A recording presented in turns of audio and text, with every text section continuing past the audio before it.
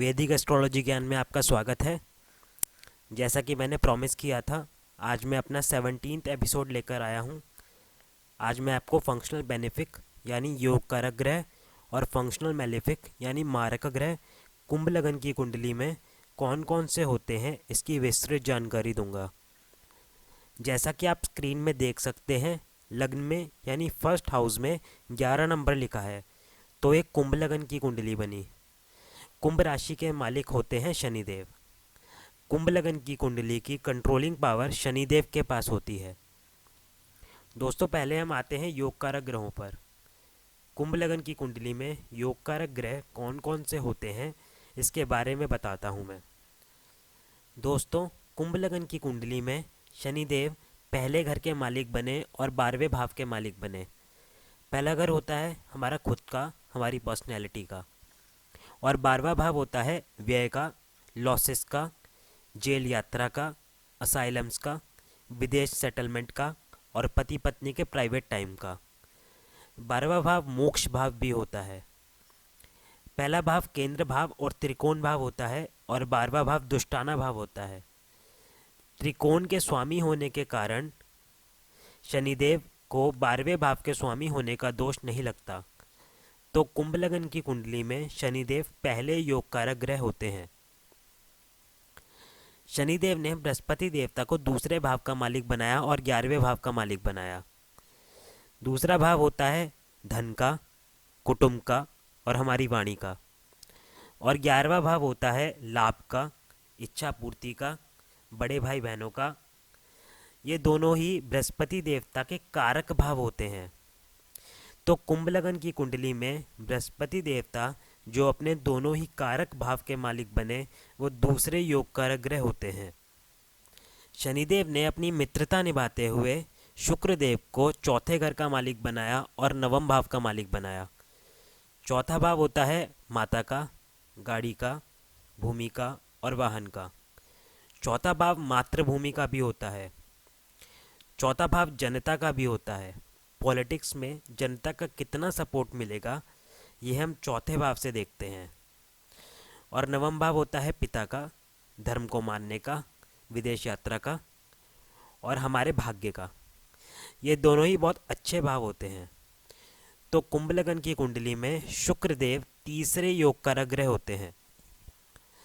शनिदेव ने बुध देवता को पंचम भाव का मालिक बनाया और अष्टम भाव का मालिक बनाया। पंचम भाव होता है संतान का, हमारी बुद्धि का, विल पावर का, स्टमक का, अनसर्टेन गेन्स का और लव रोमांस का। और अष्टम भाव होता है ऑब्स्टेकल्स का, हमारी आयु का और ससुराल पक्ष का। पंचम भाव एक त्रिकोण भाव होता है और अष्टम भाव एक दुष्टाना भाव होता है। त्रिकोण के स्वामी होने के कारण बुध देवता को अष्टम भाव के स्वामी होने का दोष नहीं लगता। तो कुंभ लगन की कुंडली में बुध देवता चौथे योग कारक ग्रह होते हैं। तो दोस्तों, कुंभ लगन की कुंडली में 4 योग कारक ग्रह होते हैं। पहले बने शनिदेव, दूसरे बृहस्पति देवता, तीसरे शुक्र देवता और चौथे बुध देवता। दोस्तों, अब हम आते हैं मारक ग्रहों पर। कुंभ लगन की कुंडली में मारक ग्रह कौन कौन से होते हैं इसकी जानकारी देता हूं मैं अब। शनिदेव ने चंद्रमा देवता को छठे भाव का मालिक बनाया। छठा भाव होता है रोग का, कर्जे का, दुर्घटना का।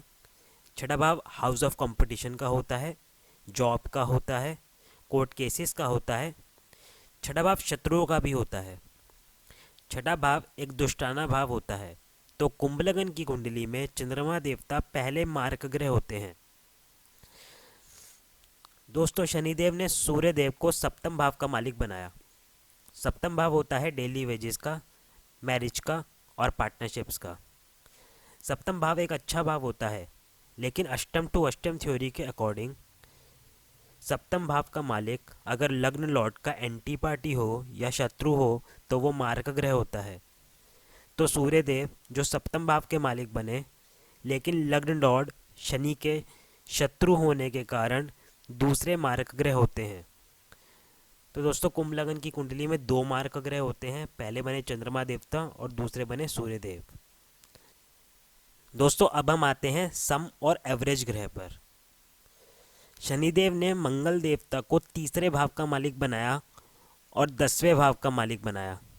तीसरा भाव होता है छोटे भाई बहनों का, हार्डवर्क का और छोटी मोटी यात्राओं का, और दशम भाव होता है हमारे प्रोफेशन का। तो कुंभ लगन की कुंडली में मंगल देवता एक समग्रह होते हैं। समग्रह की डेफिनेशन होती है एक अच्छे घर का मालिक लेकिन लग्न लॉर्ड का शत्रु। तो मंगल देवता जो दशम भाव के मालिक बने, जो कि एक अच्छा भाव है, लेकिन लग्न लॉर्ड शनि के शत्रु होने के कारण एक समग्रह कहे जाते हैं। तो दोस्तों, आज मैं अपना एपिसोड यहीं समाप्त करता हूँ। आशा करता हूँ आप मेरे वीडियोस की मदद से वैदिक एस्ट्रोलॉजी को सीख रहे होंगे।